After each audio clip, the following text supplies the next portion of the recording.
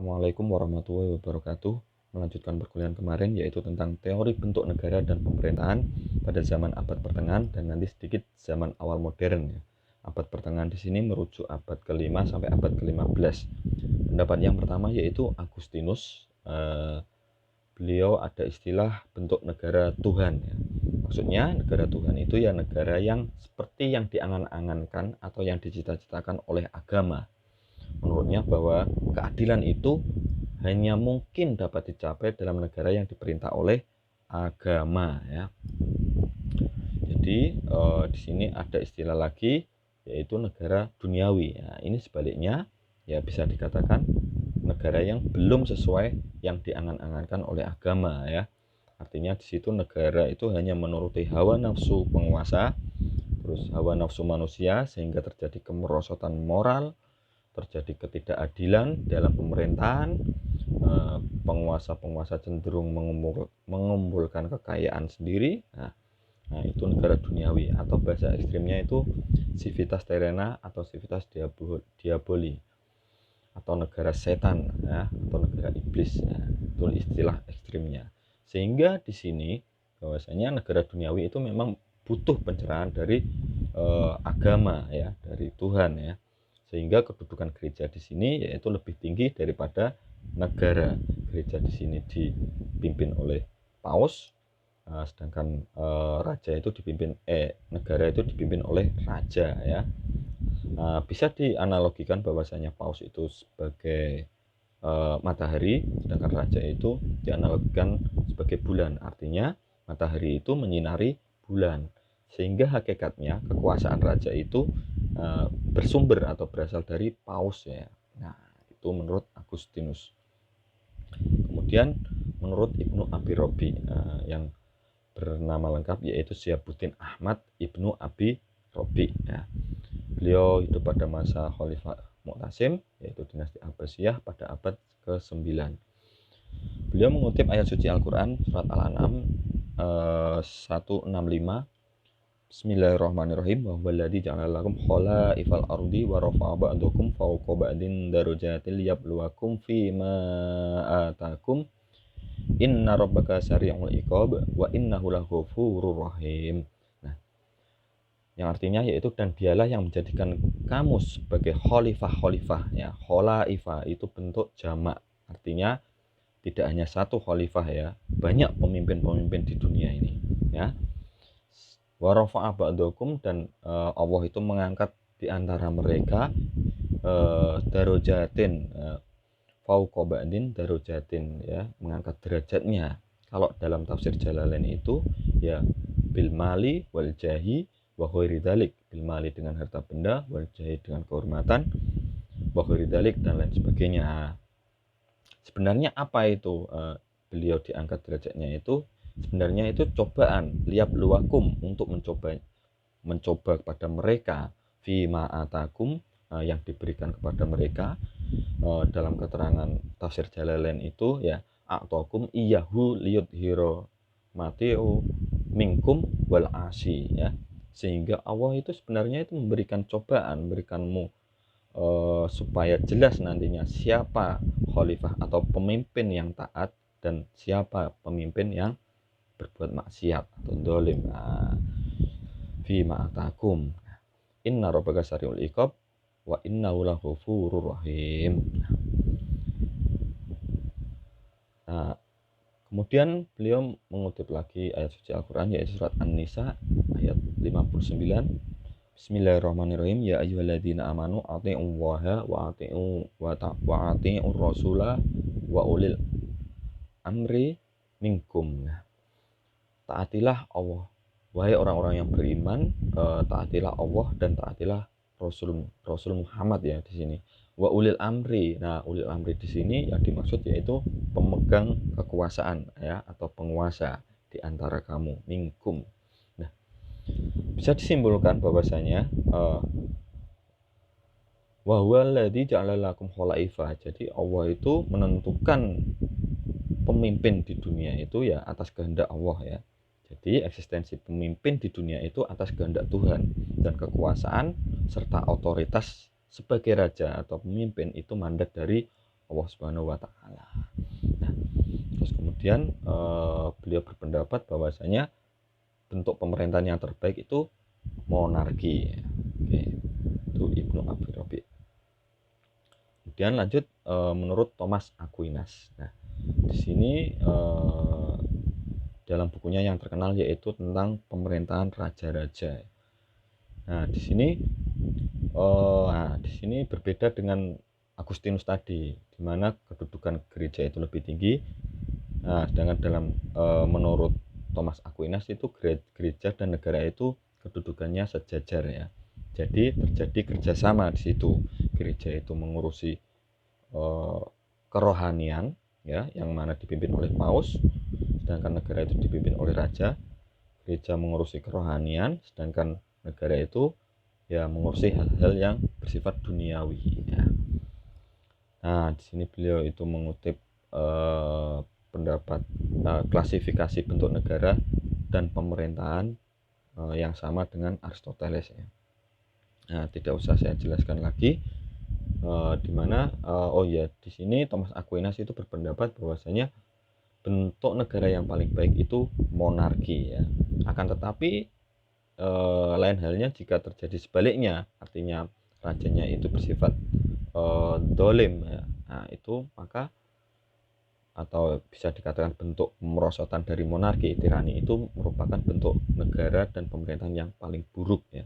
Artinya raja itu boleh dibunuh ya ketika berbuat dolim kepada rakyatnya.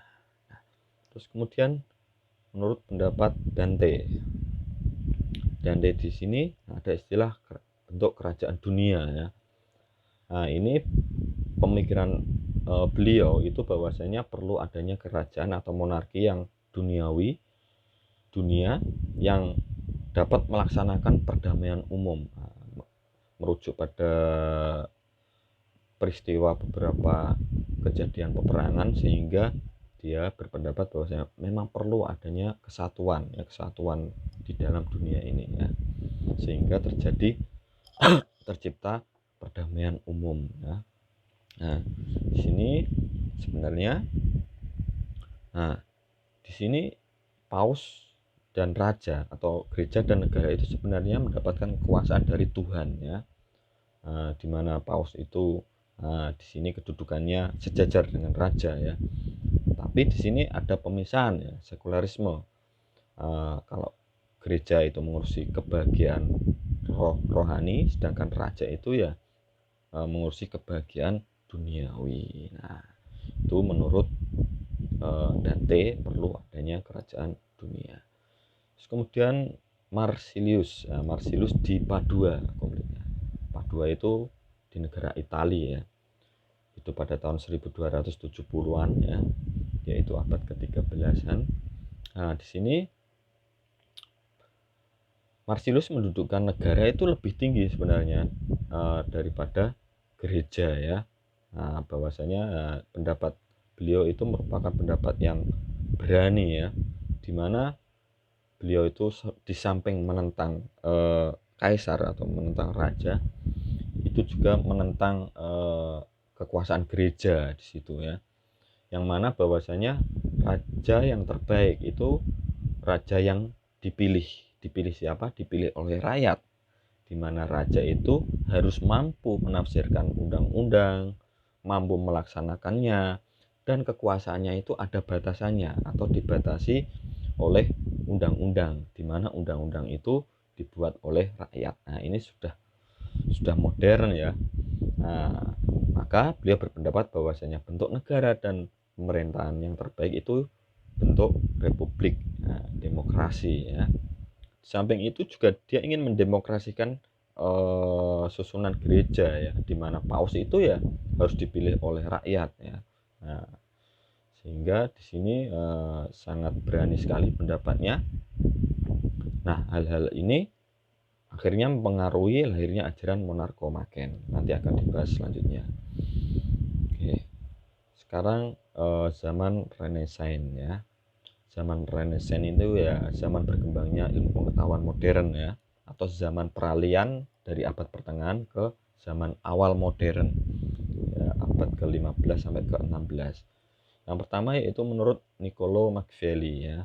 Bukunya yang terkenal yaitu Il Principe. Nah, di sini pendapat Niccolo Machiavelli itu ya ada pemisahan atau melepaskan ajaran moral dan kesusilaan dari praktek ketatanegaraan. Jadi ajaran moral dan kesusilaan itu disingkirkan dulu ya, tidak perlu dipakai ya di dalam menjalankan kenegaraannya. Justru kalau akan dipakai itu akan merugikan kepentingan negara ya. Nah, ini berbanding terbalik dengan ajaran Aristoteles ya, yang hendak mendasarkan ilmu negara itu pada asas-asas ajaran tata susila ya. Ya, di sini dikenal dengan teori kedaulatan negara ya. Ya pokoknya ya tujuan negara itu yang harus dicapai ya. Sehingga di sini muncul monarki yang absolut ya di sini. Pendapat beliau yaitu bentuk pemerintahan itu kalau nggak monarki ya republik. Sedangkan bentuk pemerintahan yang terbaik yaitu monarki ya. Di sini memang Niccolo Machiavelli agak ekstrim sehingga menyingkirkan sama sekali tata susila ya, ajaran-ajaran moral, sehingga raja itu boleh mengesampingkan hukum ya, bahkan boleh mengingkari hukum. Raja itu boleh ingkar janji ya. Nah, artinya boleh kalau dianalogikan itu raja itu bisa seperti sebagai kancil ya. Nah, kancil itu kan suka menipu orang ya. Nah, ya demi kepentingan negara ya. Jadi bisa diistilahkan dengan segala cara, menghalalkan segala cara untuk mencapai tujuan negara. Nah, di sini ada pembagian yang sedikit maju ya. Ada bentuk pemerintahan dibagi monarki dan republik, atau istilahnya bentuk pembagian klasifikasi dwiparti ya. Nah, di sini pembagian ini banyak yang setuju dan mengamini bahwasanya bentuk pemerintahan itu terbagi dari monarki dan republik. Nah, oke, lanjut. Menurut Jean Bodin ya. Jean Bodin ini dikenal dengan teori kedaulatan ya. Kedaulatan apa? Istilah kedaulatan ya. Pengertian kedaulatan, tapi kedaulatan yang absolut ya. Sini satu-satunya bentuk negara ialah monarki ya, yang mana di situ secara turun-temurun dan laki-laki yang hanya boleh memerintah. Nah, di sini ada pembedaan ya, hanya laki-laki yang boleh memerintah ya. Kedaulatannya absolut, jadi tidak ada pembatasan apapun dari undang-undang, dan raja itu yang berhak untuk menetapkan undang-undang. Nah, itu menurut Jean Bodin. Renaissance. Nah, ini zaman reformasi Protestan atau reformis ya. Pertama Martin Luther, sangat terkenal dengan reformasi Protestannya. Nah, bahwasanya kekuasaan negara itu ya di atas raja, di atas gereja ya.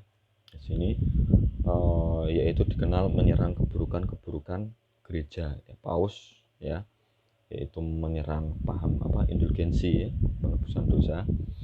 Nah, di sini mendudukkan negara itu ya di atas gereja, itu menurut Martin Luther. Nah, ada lagi Philip Melanchthon bersama ya, kekuasaan negara itu di atas gereja juga. Jadi menolak, Melanchthon ini menolak setiap hukum gereja yang bersifat memaksa. Sebenarnya bahwasanya hanya negaralah yang mempunyai hukum yang memaksa, dan negara itu berada di atas gereja ya. Bentuk negara yang baik itu ya monarki ya. Selanjutnya Ulrich Zwingli yaitu negara mengatur sesuai dengan keinginan masyarakat. Nah, ini prinsip demokrasi ya. Negara mempunyai hak untuk mengatur sendiri kehidupan masyarakatnya berdasarkan kemauannya rakyat ya. Nah, ini menurut ajaran Zwingli. Ini Johannes Calvin.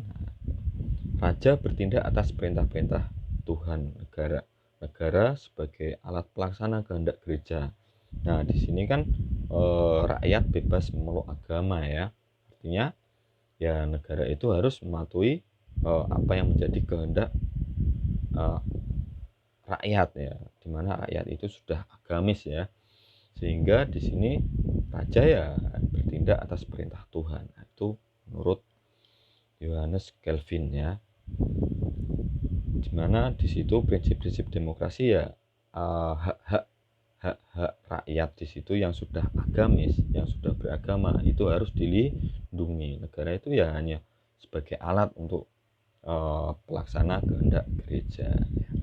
Ini Johannes Calvin.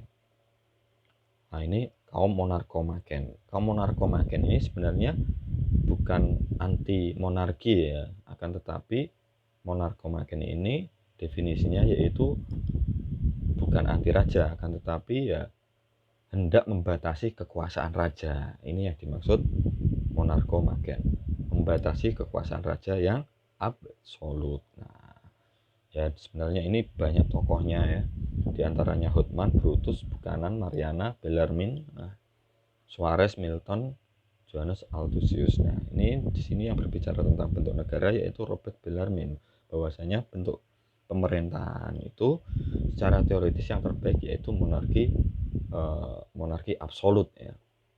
Akan tetapi di situ dalam prakteknya banyak penyimpangan ya, sehingga monarki absolut itu harus dibatasi ya, bisa dikatakan monarki terbatas ya. Oke.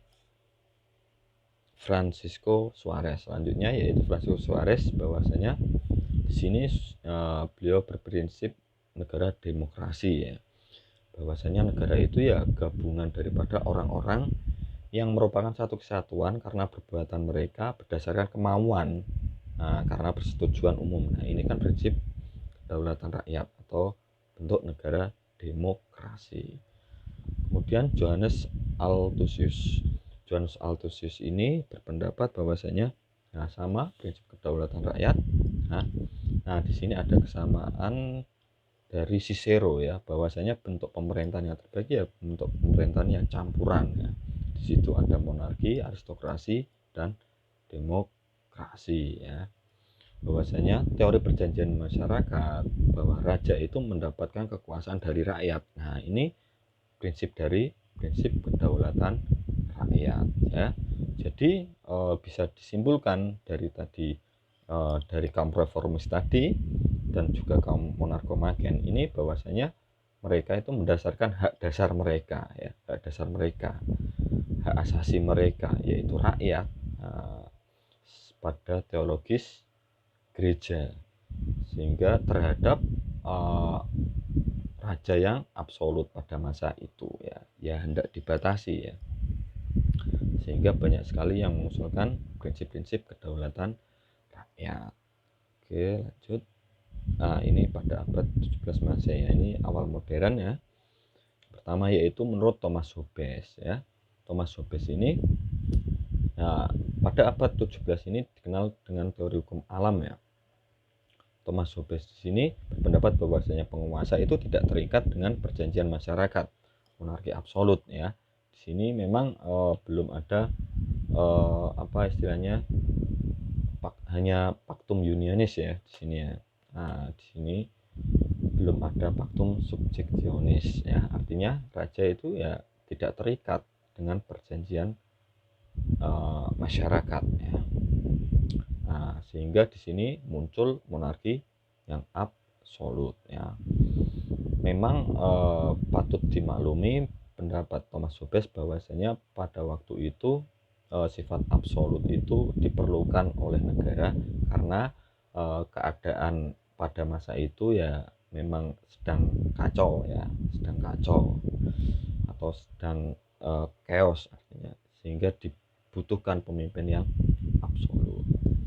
Kemudian ini Samuel von Pfaffendorf, bahwasanya Samuel di sini berpendapat penguasa itu terikat dengan perjanjian masyarakat ya, sehingga dikatakan monarki terbatas. Jadi ini ada dua ya, Pactum Unionis dan Pactum Subjectionis. Nah, sehingga monarki terbatas ini bersama dengan John Locke ya. Nah, ini sama Benedictus ini manusia cenderung diliputi hawa nafsunya. Benedictus ini dikenal dengan buku Etika ya. Sehingga dia itu mendasarkan bahwasanya kalau sistem monarki dipimpin oleh satu orang, itu bahwasanya orang itu cenderung berkepentingan pribadi, maka monarki itu tidak tepat atau tidak dipilih atau tidak sesuai ya. Bentuk yang terbaik ya aristokrasi, karena jika beberapa orang yang memimpin atau yang mempunyai kekuasaan itu lebih kokoh dan kuat daripada monarki yang diperintah oleh satu orang saja ya. Tadi karena pertimbangan manusia itu cenderung punya subjek kepentingan pribadi, sehingga dikhawatirkan ada penyelewengan di situ. Nah, ini John Locke. John Locke sama ya tadi ya, sama Samuel, ada Pactum Subjectionis dan Pactum Unionis. Penguasa itu terikat dengan perjanjian masyarakat, sehingga monarki terbatas ya. Macam bentuk negara ya monarki, aristokrasi, demokrasi ya. Menurutnya bahwasanya bentuk negara yang terbaik itu ya monarki terbatas. Nah, pada zaman John Locke ini memang sudah lahir hak-hak alamiah ya, sudah dijelaskan bahwasanya manusia itu sejak lahir punya hak-hak alamiah, yaitu diantaranya hak hidup, hak-hak kemerdekaan ya atau hak kebebasan, dan juga hak milik. Itu John Locke. Oke, alhamdulillah sudah selesai. Bersambung nanti ke zaman modern ya. Semoga bermanfaat. Wallahu a'lam. Wassalamualaikum warahmatullahi wabarakatuh.